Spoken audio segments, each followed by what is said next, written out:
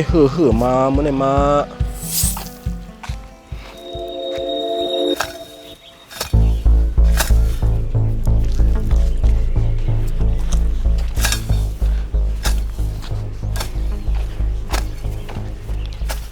พี่ไอ้ขย้อนอาโกใครหิมเงินพี่ไอ้อีเดออดน่ะการลุกเมืองเขามากเนี่ยเดี๋ยวมาหาการทางงานเลยว่าถ้วยซับเพกับเอาเงินตกหายจังหวัดมั่วแล้วขำเลยกินข้าวมา2-3 วันแล้วนะครับต้องไปเข้าไปเจ้าเนี่ยพี่ไอ้ย้อนตั้งตัวแถมอินละไม่เคยกินข้าวเนี่ยฮะอ๋อทีนี้หิวมีข้าวสังมีข้าวกาดไม่เคยไม่ได้กินเอาข้าวกาดไม่กินเอาได้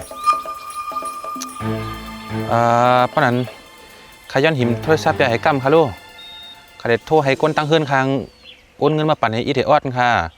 ขามาเมืองไทยก็เหลียวในปีน้องก็มีเมืองในก็มีเงินจับตัวอีเดออดมันยุ่มเลยค่ะข้ากูเขาหนองตาค่ะ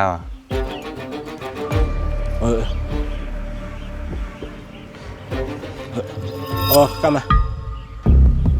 เมื่อไงเมื่อว่าอยากนั่งเมื่อพงเมื่อตัวหายหมดนี่ล่ะฉันเชื่อว่าพอมีเมื่อปีน้องเมื่ออ้วนเงินมาเมื่อเด็กอะที่ทอนเอาทีละอ๋อลองนั่นอย่าเป็นน้องตาครับพี่ข้าได้ให้พี่น้องข้าโอนมาที่พี่ก่อนค่ะแล้วก็อาโก้พี่กับกวดปันค่าอินค่ะก็ยามตัวในทีวีในข่าวเปิ้นรัดเปิ้นว่าดีปันหมายเรียกบัญชีเปิ้นว่าเมื่ออยู่เมื่อในเป็นคนที่ยามเปียดหากินเงินเปิ้นอยู่แน่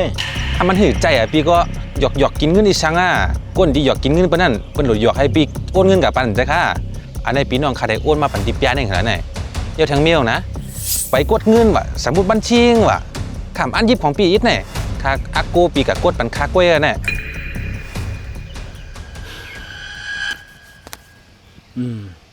จริงเมื่อวางก็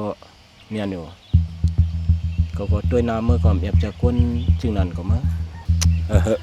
ยินจมค่ะ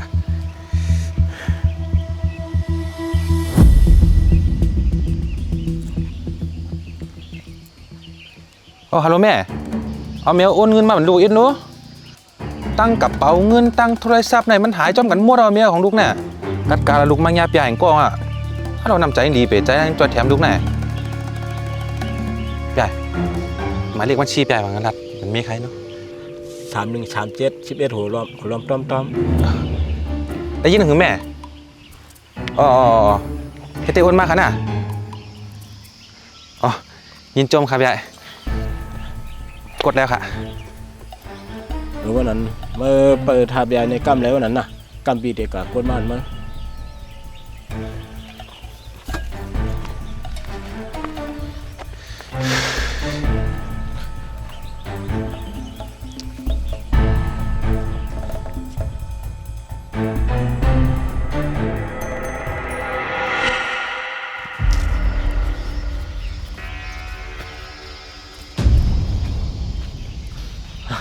ก็หึงกันอีเนอะน้องอะไรคนไปน้ำหนาวมันเดี๋ยวเที่ยวมันเที่ยวมันก็นี่มีตุกเจ้าหมดของการเงินฉีเสียนตอนยามมีวะง้อดังเฮินหน่อยถ่ายเป็นคนมาคนมีโย่ตรงไหนแต่อ๋อแจ้งกับข้าอยู่ขนมตาข้าย่อเอาเงินมาปั่นน้ำแค่ไหนกากินกาอยู่พี่มากก็เหลียวได้มันเหมือนไหนค่ะกำขนาดย่ออันนี้เป็นการทำใจข้าพี่เมาน้องบัวพี่หันบน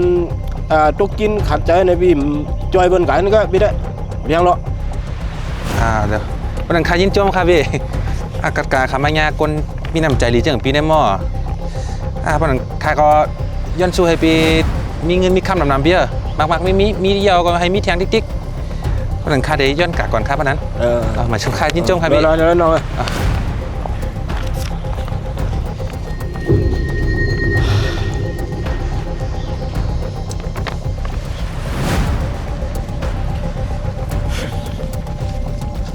โอ้ยตัวนี้พี่เหตุการณ์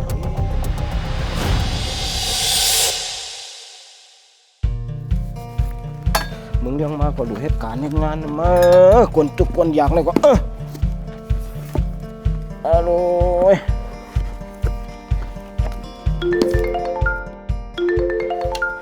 ทำทุ่มมันจอมเจียวนี่มาฮัลโหลครับสวัสดีครับขณะนี้บัญชีคุณถูกอายัดเรียบร้อยแล้วนะครับเนื่องจากว่า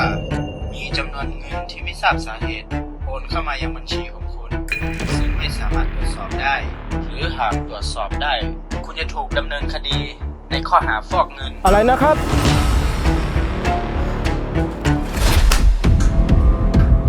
ไอ้ชันไอ้ลูกนายเงิน400,000ก็หลอกเปิ้นมากดเงินมันเฮาแล้วไอ้โอ้ไอ้ยุ่มมันกันหลอกว่าเนี่ยไหนมันกูมันแจ้งตำรวจไม่ยอมพ่อมา เงินเป็น3-4เชียนจะว่าอีนั่นมาว่าปุ่นย่อพงคือน่ะกลัวมั้ย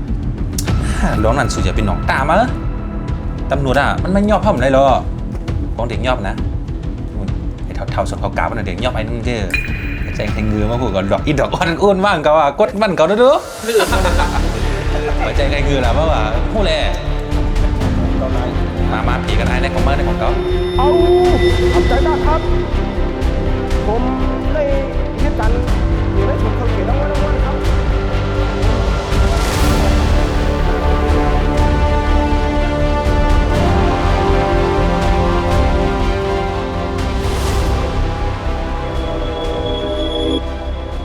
เลขบัญชี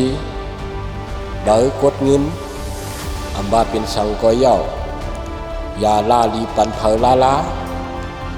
อย่าปีไว้ใจตังอย่าวางใจเปิ้น